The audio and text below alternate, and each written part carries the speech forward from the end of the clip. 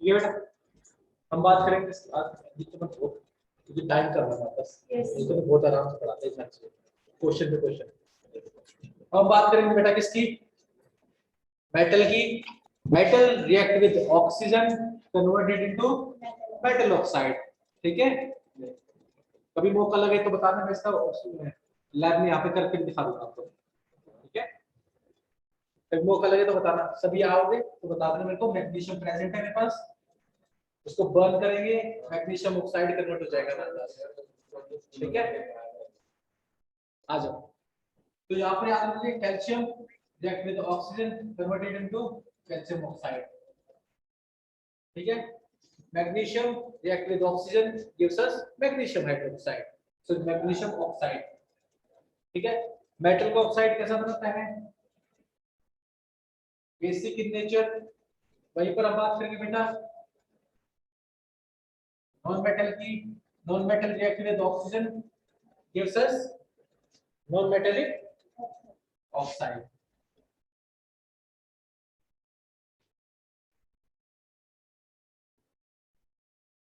ठीक है, एग्जांपल के तौर पर क्या बताओगे, सल्फर ऑक्सीजन के साथ में रिएक्शन करके सल्फर डाइऑक्साइड बना लेता है, कार्बन ऑक्सीजन के साथ में रिएक्शन करके कार्बन डाइऑक्साइड बना लेता है।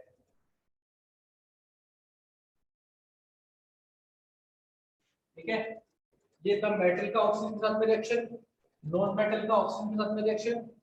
अब कुछ कंपाउंड, अब आप सबने एक वर्ड सुना होगा छोटी क्लास में पढ़ते हुए, रोस्टिंग वर्ड सुना है, मेटलर्जी में 11th में मेटलर्जी है, तो 12th में मेटलर्जी है, पढ़ा है रोस्टिंग। रोस्टिंग किसका होता है बेटा, सल्फाइड ओर का। किसका होता है, सल्फाइड ओर का। सर उसकी वर्किंग क्या होती है बेटा, सल्फाइड ओर को हीट किया जाता है सफिशिएंट अमाउंट ऑफ ऑक्सीजन में, ताकि वो किस में कन्वर्ट हो जाए, ऑक्साइड में कन्वर्ट हो जाएगा बेटा। रोस्टिंग एंड कैल्सिनेशन दो वर्ड हमने सुने थे। ठीक है, आ गया। तो आप सब यहाँ पे जानेंगे दो चीजें, एक तो वर्ड जानेंगे रोस्टिंग, और दूसरा वर्ड आप सबने पढ़ा होगा combustion. Combustion reaction, combustion reaction में क्या होता है सर, जलाना, ऐसा ना, कार्बन को बर्न कर देंगे। हमारे पास जो घर में गैस आती है एलपीजी, उसके अंदर क्या होता है मेन, ब्यूटेन। जो हमारी नेचुरल गैस होती है मीथेन, उसको बर्न करते हैं, दे आर कन्वर्टेड इनटू, दो में कन्वर्ट होगा हमेशा, कार्बन डाइऑक्साइड एंड वाटर। किसमें कन्वर्ट होंगे, carbon dioxide and water. Combustion में जो प्रोडक्ट होंगे तो क्या होंगे प्रोडक्ट सर, दो, कार्बन डाइऑक्साइड, हाँ, चीज को बर्न करेंगे, जो भी हमारे हाइड्रोकार्बन है सभी को बर्न करने पर हमको दो ही चीजें मिलेंगी, कार्बन डाइऑक्साइड एंड वाटर। तो कंबशन की रिएक्शन आपकी बुक में लिखी हुई है सर, CH4, ये क्या है बेटा, मीथेन। मीथेन प्रेजेंट होती है किसके अंदर, हमारी नेचुरल गैस के अंदर। इसको बर्न करने के लिए हमको क्या चाहिए सर, ऑक्सीजन की रिक्वायरमेंट है। किसकी रिक्वायरमेंट है, ऑक्सीजन की रिक्वायरमेंट है। ठीक है, इसको याद भी करा देता हूँ। ठीक है, अब यहाँ पर तुम देखोगे मीथेन बर्न करेगा तो बनाएगा दो product, carbon dioxide and water. ठीक है, अब इसको बैलेंस करेंगे, कितने कार्बन यहाँ पर दिख रहे हैं, 1, तो इसके आगे भी 1 रहेगा। हाइड्रोजन कितने, 4, यहाँ पर 2 है, इसके आगे 2 लगा दो। अब ऑक्सीजन देखोगे 4 हो गए, इसके आगे 2 लगा दो। ये रिएक्शन तुम्हारी बुक में दे रखी है, देखो। ठीक है, तो जितने भी हमारे हाइड्रोकार्बन होंगे उनको एयर में बर्न करने पर हमको दो ही प्रोडक्ट मिलेंगे। क्या मिलेंगे, दो ही प्रोडक्ट। हमारे घर में जो गैस आते हैं डोमेस्टिक आते हैं ना, उसके अंदर मेन प्रोडक्ट क्या है, ब्यूटेन। क्या है, ब्यूटेन। ब्यूटेन का फॉर्मूला C4H10। ठीक है, यहाँ पर चेंज कर दोगे प्रोडक्ट क्या बनेंगे सर, यही बनेंगे। फिर बैलेंस करके उनको स्टेबल कर देंगे। आइवन सर में सर थोड़ा सा ऊपर से चला गया है। अब दूसरी बात सर, रोस्टिंग।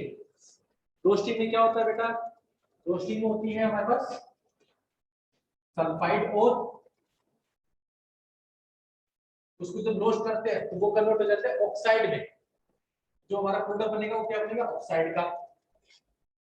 तो याद रखो, यहाँ पर मैं रिएक्शन देता हूँ।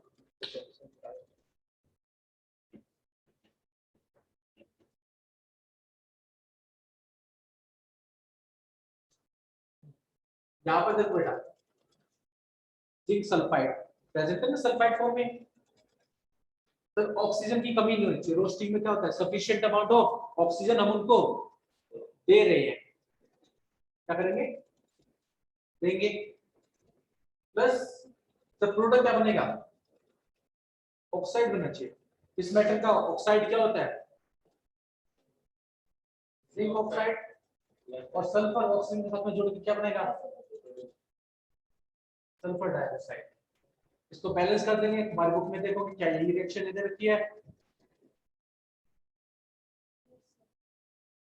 क्या मेरे को याद करने की जरूरत है नहीं, अपना आराम से इस तरीके से आप बनाओगे, ठीक है। हाँ बिल्कुल, इसमें हीट की भी रिएक्शन होगी, फॉर्मेशन होगी हीट एंड लाइट की। हाँ बोलो। हाँ ये रोस्टिंग की रिएक्शन है। यहाँ पर हमने क्या किया बेटा, रोस्टिंग किया है। रोस्टिंग मतलब हीट करना सफिशिएंट अमाउंट में ऑक्सीजन में, ठीक है। और रोस्टिंग किसका करते हैं, सल्फाइड ओर का करते हैं बेटा। तो आपको अलग से याद करने की जरूरत नहीं पड़ेगी, मेरे ख्याल से क्लियर। ये थी इसकी केमिकल प्रॉपर्टीज। इसके यूजेस की बात करेंगे। ऑक्सीजन के यूजेस कहाँ कहाँ पे पड़ते हैं सर, नॉर्मल ब्रीथिंग में, रेस्पिरेशन में, साथ में कंबशन में, ठीक है।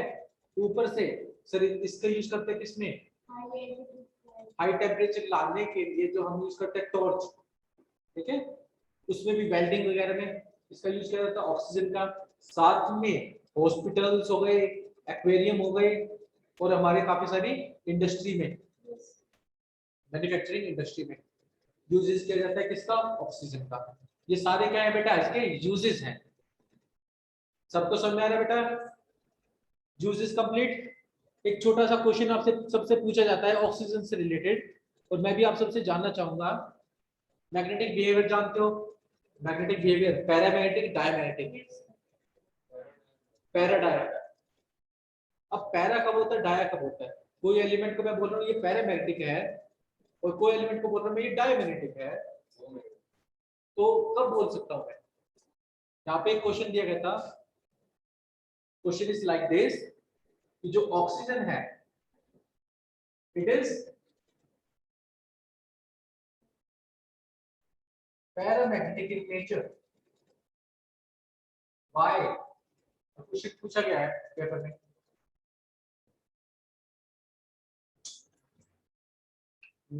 How can it depend upon the valence number of, sorry valence electron पे कैसे डिपेंड करेगा बेटा, प्रत्युष एम्प्टी ऑर्बिटल पे कैसे डिपेंड करेगा।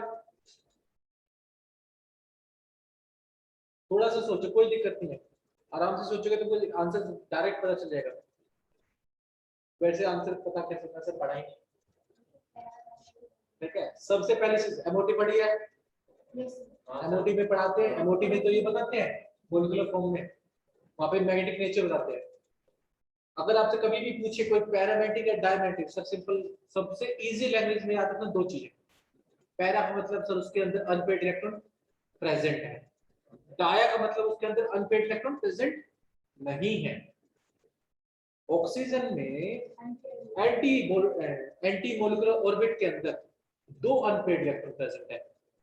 अब अनपेड इलेक्ट्रॉन प्रेजेंट है तो मैं क्या बोल सकता हूँ, पैरामैग्नेटिक, ठीक है। आई बात समझ में। अगर किसी भी सब्सटेंस को आगे से कभी भी ये बोला जाए पैरामैग्नेटिक या डायमैग्नेटिक, तो आप क्या समझोगे कि इसके अंदर अनपेड इलेक्ट्रॉन प्रेजेंट है। और जैसे एग्जांपल के तौर पर दे देता हूं मैं, थोड़ा सा डी ब्लॉक पे घुस जाता हूं। आप सबको पता है Cu प्लस और Cu2 प्लस के बारे में, ठीक है। अब यहाँ पर देखना Cu प्लस सर डायमैग्नेटिक होता है और Cu2 प्लस पैरामैग्नेटिक होता है, ठीक है। रीजन क्यों, इलेक्ट्रॉनिक कॉन्फ़िगरेशन लिखोगे तो इसका आ जाएगा 3d10 डी पूरा बना हुआ है और इसके अंदर 3d9 एक ऑर्बिटल में एक इलेक्ट्रॉन खाली है, अनपेयर्ड है। तो यहाँ पर due to presence of unpaired electron मैं बोल सकता हूँ ये क्या है, पैरामैग्नेटिक, और ये क्या है, डायमैग्नेटिक। उसके अंदर क्या नहीं है सर, अनपेयर्ड इलेक्ट्रॉन नहीं है। क्लियर बातें, पैरा और डाया, ठीक है। तो इन्होंने पूछा कि O2 पैरामैग्नेटिक है तो यू विल से, अच्छा बेटा हाँ MOT से आएगा रीजन तो, बट आप इसके अंदर ये भी लिख सकते हो O2 has 2 unpaired electron in antibody orbital में, ठीक है। तो आप आराम से बता दोगे कि 2 अनपेयर्ड इलेक्ट्रॉन है तो इसलिए ये पैरामैग्नेटिक है। सबको समझ में आया बेटा, बताओ, ठीक है बेटा।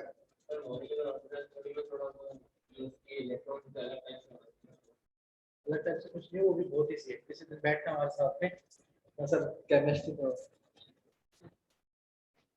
बैठा था, टाइम नहीं, ठीक है। चले आ गया सर में, चलो अब ओजोन के बारे में पढ़ेंगे। ऑक्सीजन यहाँ पे हमारा खत्म हो चुका है, क्या हो चुका है सर, बता दूं स्क्रीनशॉट लेना जिसको ले सकता है।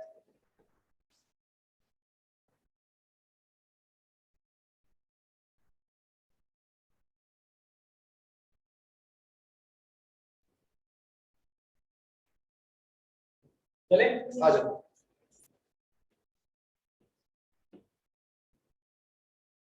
अब हम बात करेंगे ओजोन के बारे में। किसके बारे में बात करेंगे,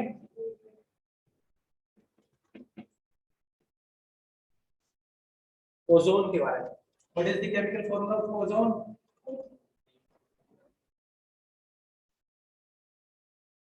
O3 होगा। ओजोन क्या है, एलोट्रोपिक फॉर्म।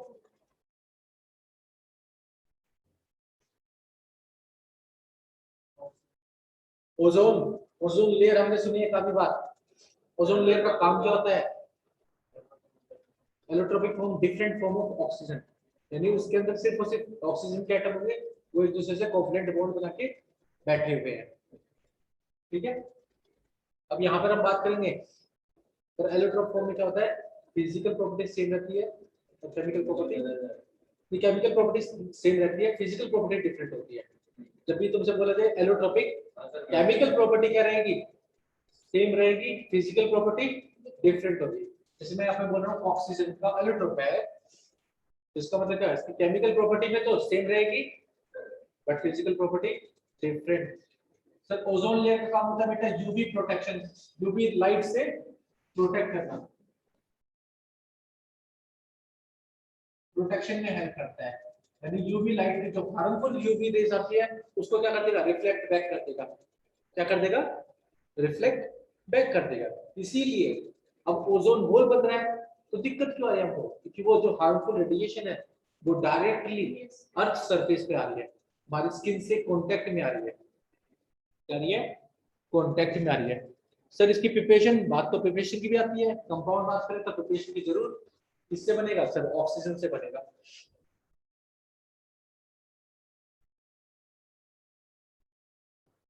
ठीक है, जब भी हम बात करेंगे किसकी, O2, O2 से बन जाएगा O3, यहाँ पर 3, यहाँ पर 2, ये चीज होगी। इसके अंदर एक काम करना भी तो साथ में ये रिएक्शन कैसा होगा बेटा, एक्सोथर्मिक एंडोथर्मिक, एंडोथर्मिक कैसा होगा बेटा, endothermic reaction. Sir heat absorb होगी इसके अंदर, ठीक है, क्या होगी 142 किलो जूल पर मोल, इतनी अमाउंट ऑफ हीट वो क्या करेगा, लेगा, ठीक है। ये कैसा प्रोसेस होगा बेटा,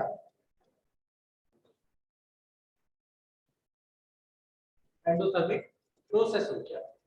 सर लैब में तो हम यहाँ पे यूज करते हैं साइलेंट इलेक्ट्रिक डिस्चार्ज, क्योंकि से बात है एनर्जी देनी पड़े, कहाँ से आएगी सर इतनी एनर्जी, ठीक है। तो यहाँ पर हम यूज करते हैं बेटा silent electric discharge. But nature में कहां से आ जाता है?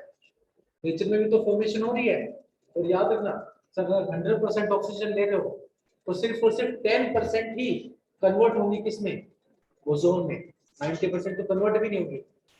आई बात सर? नहीं सर, हमने तो लैब में बना रहे हैं तो हमने इलेक्ट्रिक डिस्चार्ज ले लिया, थंडर वगैरह का काम कर लिया, इलेक्ट्रिक डिस्चार्ज से उसको एनर्जी प्रोवाइड किया। नेचर में भी तो ओजोन है, वहां पे भी तो फॉर्मेशन और होता है ओजोन का। वहां से कहां से इलेक्ट्रिक डिस्चार्ज आती है? अरे बात समझ, तो बिजली कड़कती है, बिजली कड़कती है क्या बेटा? साइलेंट इलेक्ट्रिक, जैसा हम बिजली जो करंट वगैरह हम पास करते हैं, हाँ एनर्जी के लिए, क्योंकि obvious सी बात है एनर्जी चाहिए उसको।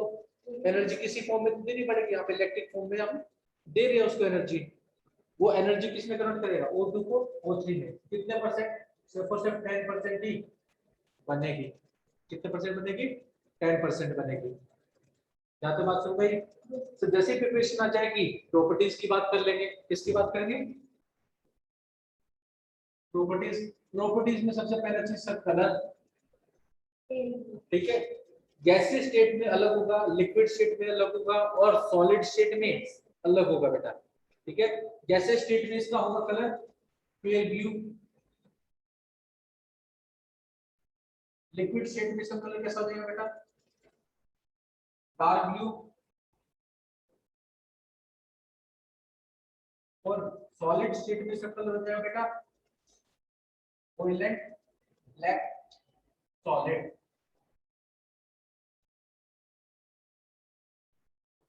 ठीक है। एक और बात याद रखना, अगर बाय चांस किसी रूम में मान लीजिए चलते हैं ओजोन का अमाउंट बढ़ रहा है, तो ओजोन की एक कैरेक्टरिस्टिक स्मेल होती है। क्या होती है बेटा? स्मेल। तो हमको स्मेल से पता चल जाएगा कि हाँ इसकी कैरेक्टरिस्टिक स्मेल होती है, यानी ओजोन यहाँ पर आ रही है, प्रेजेंट हो रही है। तो प्रॉपर्टीज में दूसरे लिखना है यहाँ पर, इट हैज कैरेक्टरिस्टिक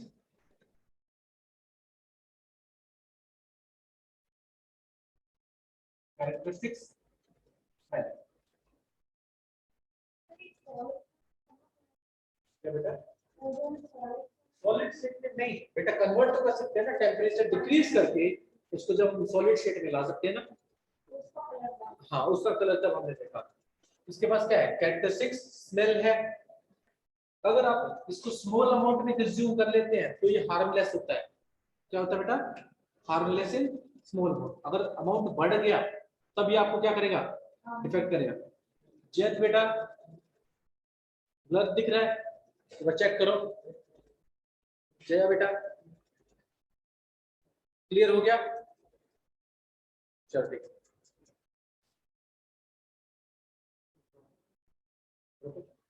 ठीक ठीक है बेटा, बाकी का हम क्लास नेक्स्ट क्लास में करते हैं बेटा, ठीक है बेटा। ओके बेटा, मिलते हैं फिर नेक्स्ट क्लास में।